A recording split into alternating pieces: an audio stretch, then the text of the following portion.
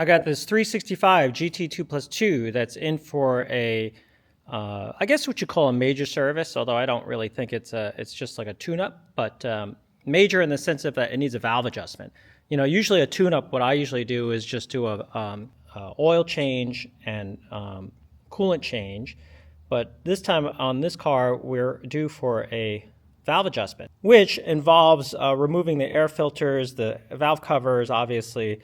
But on this car, it gets a little bit more complicated because we've got a lot of original equipment, like the original air pump, and also there's a power steering reservoir and bracket that kind of needs to be moved out of the way. So as these cars get newer, I guess this is considered newer for my range. I mean, this is late 60s. I usually work on, you know, mostly 60s stuff, but obviously this is still in my range of a 2-cam V12 engine, but they start to pack in more and more stuff, like, you know, air conditioning, power steering, emissions control, cool air intakes, and all this kind of emission stuff, which is this high idle stuff.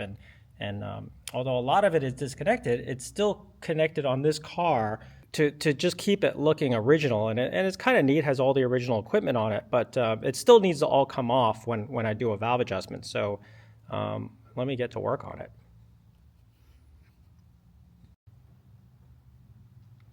So I had to take the valve covers off, and the right side of the car is relatively easy, but the left side is a little bit more complicated because it has a power steering pump and the air pump. So just had to take some pictures, look at the way it's mounted, and then that way I would be able to put it all back and just figure out what was in the way and what needed to get unbolted. So once I got the valve covers off, it was time to do the valve adjustment. I wanted to just double check to see all the adjusters were okay. I found a couple of them that weren't that good, you know, just showing a little bit of wear, so I replaced them. I think by the end, I found 4 that could use replacing. It had just little divots in it and just a little wear. They're supposed to be sacrificial, so the idea is to replace the ones that show some damage. And, you know, and I've done these valve adjustments before, so basically you just turn the engine over and get the valves that you're trying to adjust to top dead center on compression stroke, and then you just adjust the intake and exhaust valves. So I got that all done, and then at the end of the day, I just covered everything up because now I got to order gaskets and get a couple little things here and there and move forward. So just covering up the engine just to let it sit for a couple days while I wait for parts. All right, I got some parts in the mail. So this will allow me to continue working on the 365 2+2. I also ordered some other parts since you know, it's on its way. So I said, all right, well, send me what you got. Let's see what we got here. Should be all together. Let's see what happens here. Yep. All right. So I got a rubber donut for this goes for this GTE. So that's a start there. Let's see, what else do I have here? Yep, I've got the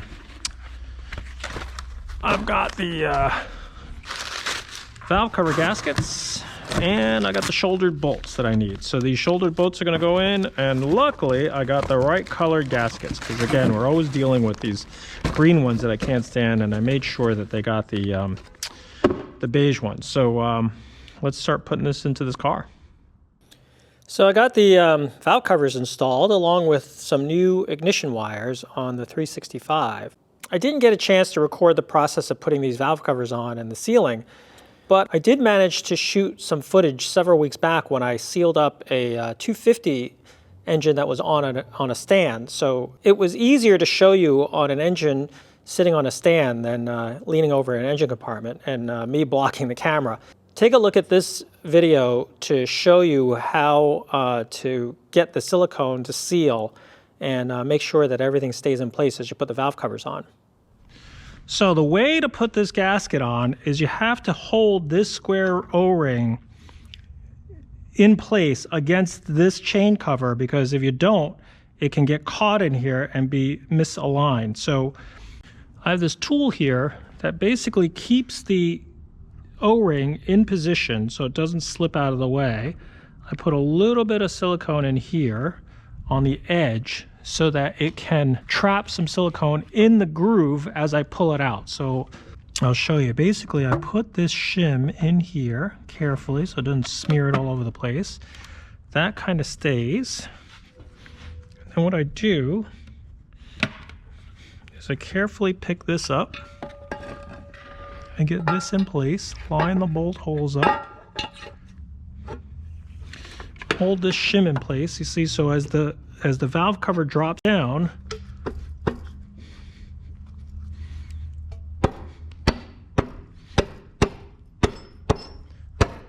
and I get it into position, it's keeping that square cut O-ring in position. See, so it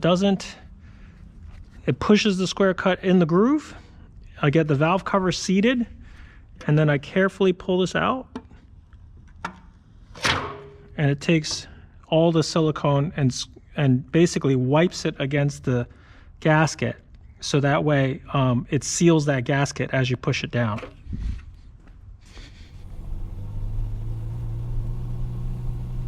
Got the tune-up done on this 365 GT2 Plus 2.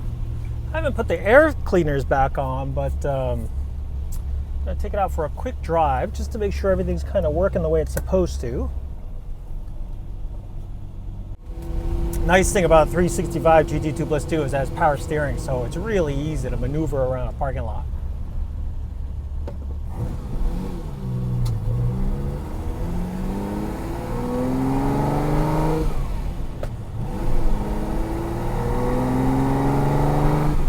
Temperature come up a little bit.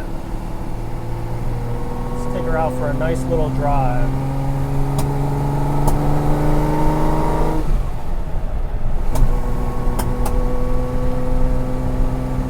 Carburetors are still a little cold. Popping and spitting a little bit. Might need a little bit of richening up, but we'll take a look as it warms up, see if it still happens when I keep driving it.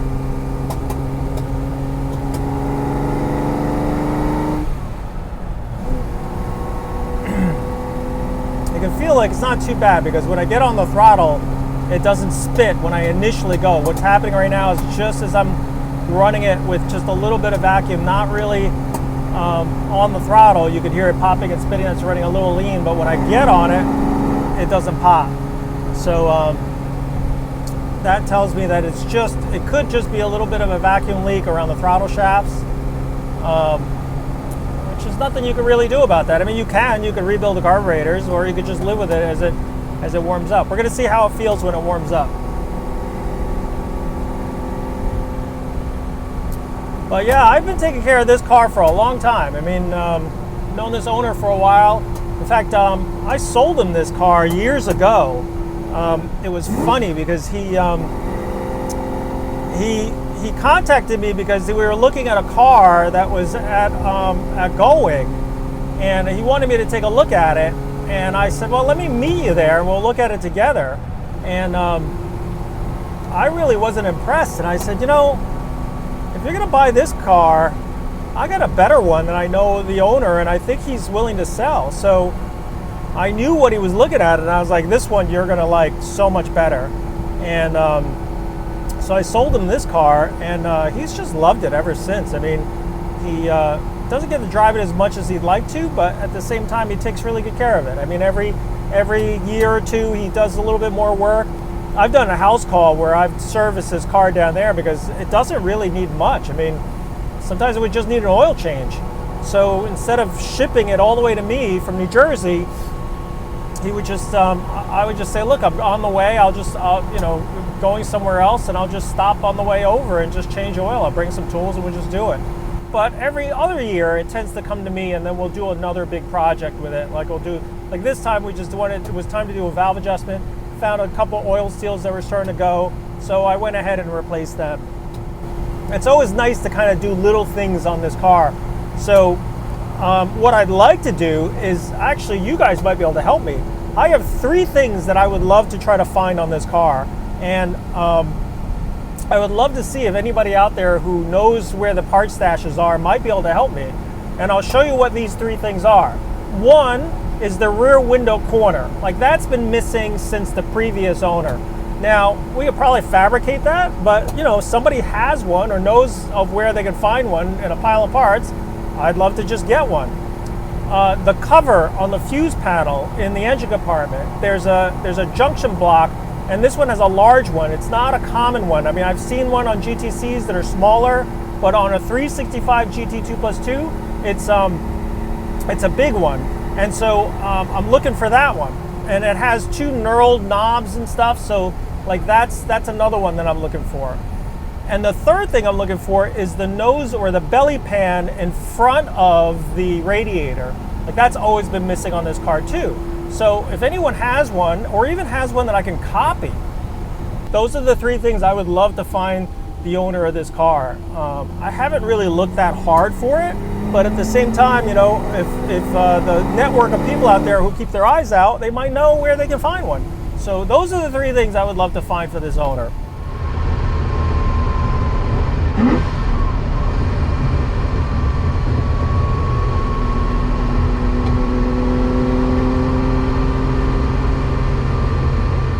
The one thing I want to clarify on this car is it is known as the Queen Mother, not the Queen Mary, as I've heard people call it. Now, some people call it Queen Mary because they think it's so big and it's like as big as a ship. Possibly that could be the nickname, but the origins of Queen Mother comes from a article in one of the trade magazines. And if you remember exactly which one it is, just tell me in the comments.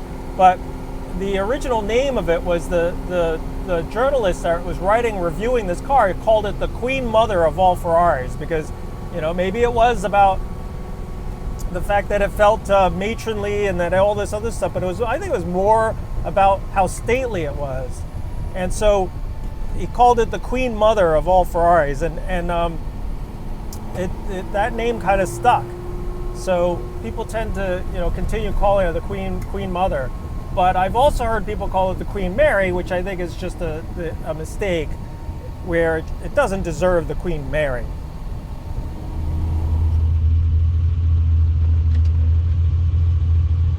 Let's let these guys go a little bit so I can get some acceleration. As always, you go out for a drive like this and you just get people in the way, but you can't be tearing up the rear roads all the time. All right, let's give them a little bit of a head start. All right, let's get it on there.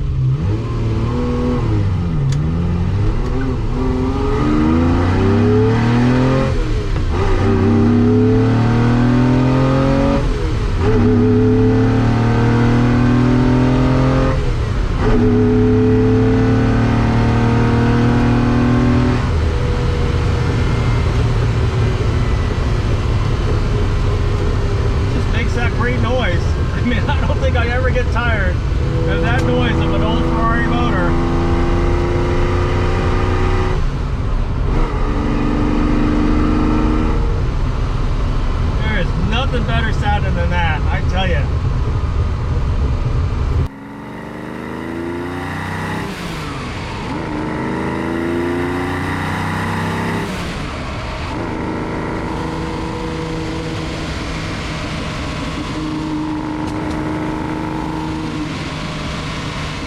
This installment of Ferrari Mechanic Struggle of the Week is about putting fuel inside this 1951 Ferrari 212. The fuel tank, or the fuel filler, is in the trunk. And not only is it in the trunk, but it's way back in there. A lot of these cars, in order not to have a fuel door on the outside of the car, put the fuel tank and the filler inside the trunk. But that's not exactly easy, and nor is it good for the smell of fuel when you spill it. Anybody who's ever fueled anything, just a drop of fuel and you will smell it everywhere. So I've got to try to figure out how to do this without straining my back and spilling any fuel inside the trunk. That's this week's mechanic struggle.